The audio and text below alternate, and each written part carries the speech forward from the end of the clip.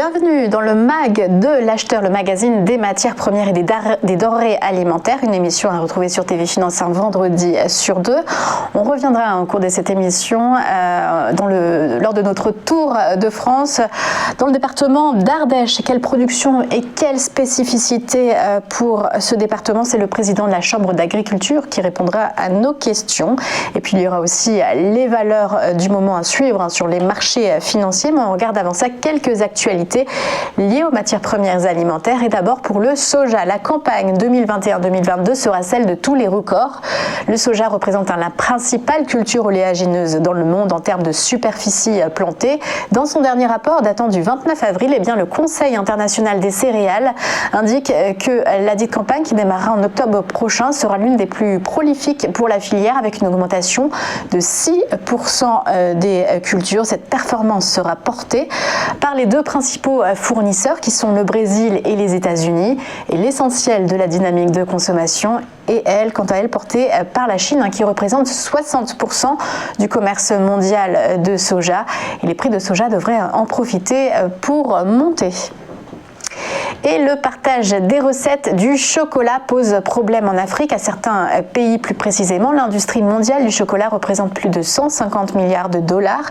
Et si l'Afrique de l'Ouest fournit 70% des fèves de cacao, la majeure partie d'une valeur de barre de chocolat est générée en Europe ou en Amérique du Nord. Le Ghana, précisément, qui offre des incitations aux entreprises qui exportent au moins 70% de leurs produits. Elle bénéficie aussi d'exonérations fiscales sur les importations de matières premières. Il y a donc un soutien important pour les produits exportés au lieu qu'ils soient produits pour le marché intérieur, une consommation pour le marché intérieur qui, plus est découragée par une taxe de 60% sur les ventes de chocolat et les produits semi-finis à base de cacao.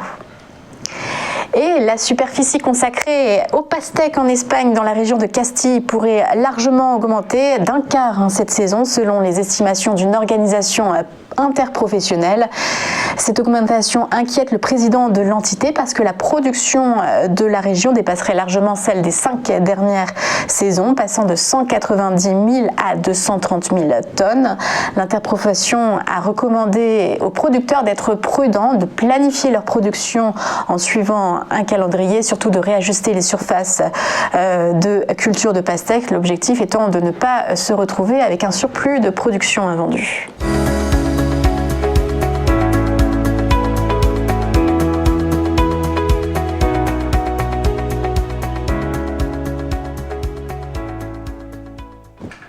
C'est parti pour l'interview du MAG de l'Acheteur et dans notre tour de France des régions. Dans le MAG de l'Acheteur, on s'intéresse aujourd'hui à la production ardéchoise, production agricole du sud de la France, avec le président de la Chambre d'agriculture d'Ardèche, Benoît Claret, qui est en ligne avec nous. Bonjour Benoît. Bonjour à vous toutes, à vous tous. Alors présentez-nous un peu votre département. Qu'est-ce qu'on y produit? Quelles sont les principales spécialités agricoles? Alors, j'aurais peut-être dû commencer par ce qu'on ne produit pas, parce que finalement en Ardèche on produit à peu près tout, sauf tous les produits qui pourraient être les produits exotiques tropicaux. Mais en effet, l'Ardèche a une grande particularité, c'est de trouver à peu près tous les produits qui peuvent se commercialiser, qui sont bien sûr d'origine agricole, et bien sûr un territoire de qualité et de goût au vu de la typologie et de la topographie particulière de son territoire. Et alors, il y a eu en France un épisode météorologique assez intense de gel ces dernières semaines. Est-ce que votre département a été touché ? Oui, en effet, on a été terriblement touché par l'épisode de gel de la semaine, maintenant il y a 15 jours. Un épisode terrible, comme on en vit tous les 80, les 100 ans, qui s'est croisé en plus avec une particularité sur notre territoire, puisqu'on avait une avance végétative, c'est-à-dire que les végétaux étaient très avancés au vu de la période, et un coup de froid terrible qui a battu d'ailleurs des records de température négative sur certaines stations depuis l'enregistrement des données météo. Donc oui, la partie cerise, abricot, mais même les pommes, les pêches et bien sûr la châtaigne qui est notre produit emblématique a été touchée, voire dévastée pour certaines productions. Alors comment est-ce que vous faites pour aider les agriculteurs dans ce moment difficile? Quel est votre rôle ? Tout d'abord, le premier élément, ça a été de très vite apporter notre soutien et d'être présent à leur côté. Et d'ailleurs, l'ensemble des responsables au plus haut de l'État se sont déplacés sur notre département, puisqu'on a eu la chance d'avoir Monsieur le Premier ministre et Monsieur le ministre de l'Agriculture avec notre ministre ardéchois, Olivier Dussopt, qui était à nos côtés très rapidement dès le samedi, 2 jours après l'événement. Mais après, c'est aussi construire derrière, c'est-à-dire les mesures rapides à mettre en place et qui nous obligent à essayer de trouver des solutions pour pallier à l'instant difficile de trésorerie, d'obligation de continuer à accompagner le végétal, même s'il n'y a plus de fruits, il y aura des charges. Et puis après, c'est construire pour l'avenir, parce que des épisodes comme cela, on va en connaître d'autres, et il nous faut être prêt à pouvoir les affronter et prêt à pouvoir prévenir, mais surtout aussi arriver à conserver un potentiel pour passer ces caps si difficiles. Mais comment on prévient justement? Est-ce que c'est uniquement de la gestion financière ou est-ce qu'il y a aussi sur le terrain, ça nécessite de préparer les terres? Non, c'est bien sûr multifactoriel. Hein. La prévention des épisodes comme tels, ça peut être pour des épisodes peut-être un peu moins compliqués avec des températures moins basses, c'est les équipements de protection. Les équipements de protection, ce sont des équipements parfois éoliens, c'est-à-dire des brasseurs d'air qui sont installés, mais c'est aussi parfois l'irrigation, c'est-à-dire la protection par aspersion qui nous permettent, au vu de l'eau déposée sur les fleurs et ou fruits, qui protègent finalement avec cette pellicule de glace et qui protège les vergers. Mais l'eau en Ardèche, c'est une particularité qui nous manque, même durant la période estivale et d'étiage.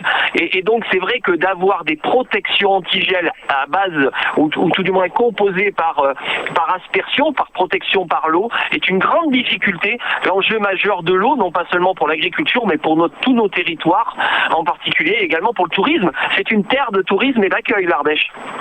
Oui, bien sûr, les gorges de l'Ardèche. Un petit mot aussi sur les ressources humaines en termes de fermes agricoles, parce qu'il y a un chiffre qui tourne beaucoup en France en ce moment. On dit que bientôt 160 000 fermes seront à vendre. Comment est-ce que vous incitez les jeunes, ou les moins jeunes d'ailleurs, à venir dans votre secteur ? Alors, c'est tout un travail au quotidien, un travail de longue date et qui d'ailleurs porte ses fruits, puisqu'on a la particularité sur notre territoire d'avoir le remplacement quasiment d'un départ, une arrivée pour un départ. Et c'est vrai que c'est un territoire particulier. Alors, c'est un territoire attrayant, l'Ardèche, attrayant déjà par la composition sociologique, par la topographie. C'est vrai qu'il y a les gorges de l'Ardèche, mais il ne faut pas oublier, il y a le Mont Mézin et aussi le Gerbier de Jonc, où prend la Loire sa source. Vous savez, on apprend ça dans les manuels scolaires à l'école, la Loire prend sa source en Ardèche. Et il ne faut pas l'oublier, c'est un territoire qui part de 35 mètres d'altitude jusqu'à 1700 mètres d'altitude. C'était un territoire d'accueil et la Chambre d'agriculture est à côté de chaque personne qui souhaite venir vers le métier de l'agriculture ou vers les métiers de l'agriculture au pluriel.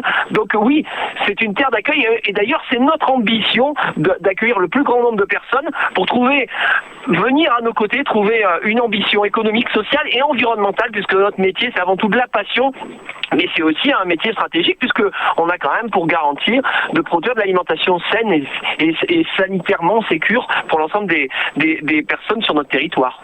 Oui, évidemment, c'est un très beau rôle. Eh bien, merci beaucoup de nous avoir accordé cet entretien dans le MAC de l'Acheteur. Merci Benoît Clary, je rappelle que vous êtes président de la Chambre de l'agriculture de l'Ardèche. Merci et bonne journée.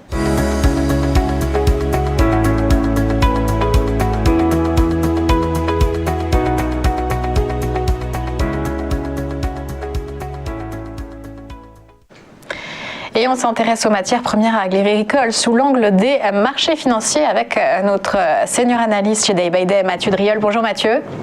Bonjour Aude. Et on commence avec vous avec un peu de café, alors précisément le Coffee New York. Oui, je vous ai mis cette semaine des graphiques hebdomadaires en fait afin de pouvoir juger en fait de la qualité du signal donné cette semaine et la semaine dernière. En fait, on constate donc sur un horizon de temps un peu long, puisque ce graphique commence grosso modo en juillet 2016. Alors j'aurais pu remonter bien avant, mais On voit ici donc la mise en place de cette, on va dire, de 2 ans et demi, 3 ans de baisse progressive jusqu'à trouver un point bas en janvier 2019. Et puis depuis ce point bas de janvier 2019, les cours du café essayent de se retourner à la hausse. Alors cette formation, elle est assez longue puisque on la considère en analyse technique comme étant un rounding bottom.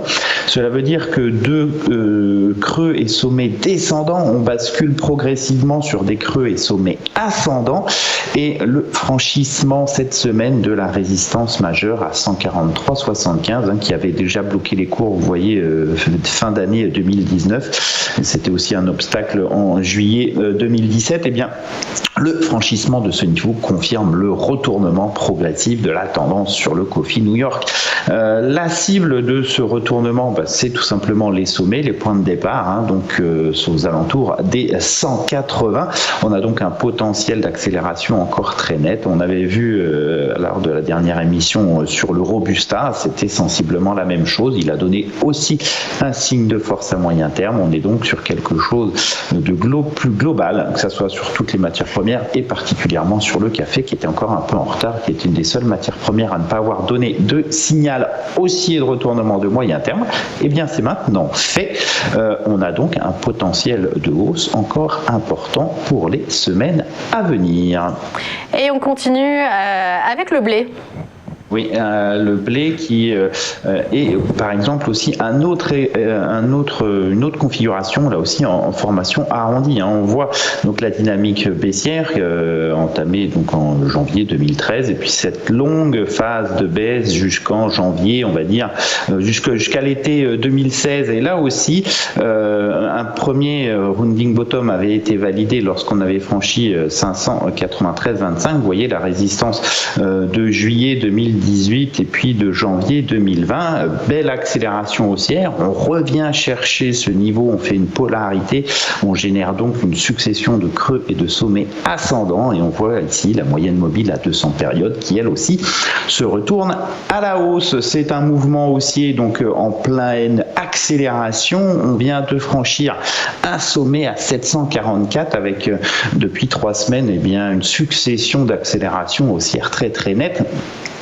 Ça traduit donc effectivement une confirmation que le blé possède encore un potentiel de hausse puisque là aussi ce rounding bottom doit permettre un retour sur les précédents sommets. Alors pas de façon forcément immédiate, mais en tout cas à terme, à horizon on va dire quelques mois, il n'y a pas de raison, critère objectif pour ne pas viser on va dire les sommets, les résistances de 2012-2013 entre 895 et 947. Là aussi sur le blé, on a un potentiel de hausse et d'accélération qui est en train de s'exprimer et on retrouve cette capacité d'accélération, cette force de la tendance haussière sur beaucoup de céréales en ce moment.